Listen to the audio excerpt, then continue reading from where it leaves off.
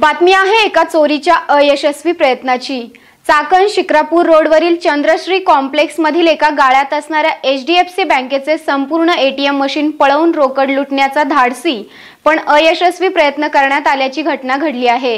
काय आहे बातमी पाहूयात सविस्तर आमचे ब्युरो चीफ सुनील थिगळे यांच्या सोबत।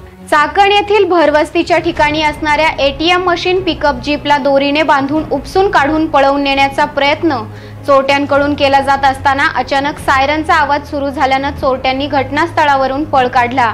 पोलीस आणि फिर्यादी घटनास्थळी पोहोचण्यापूर्वीच चोरट्यांनी पोबारा केला होता। त्यानंतर सदरच्या ठिकाणचे CCTV तपासले असता एका पिकअप जीपने 4 जण सदरच्या ATM सेंटर समोर आले।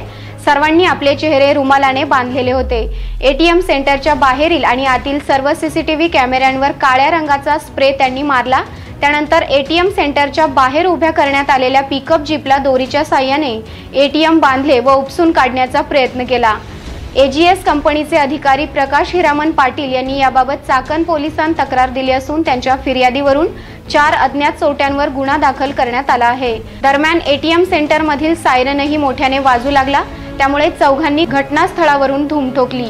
ATM मशीन उपसण्यात चोरट्यांना यश आले। मशीन उपसताना ATMचा समोरील भागही संपूर्णपणे फुटला, मात्र त्यातील होल्ड सुरक्षित असल्याने आतील रक्कम मात्र सुरक्षित राहिली।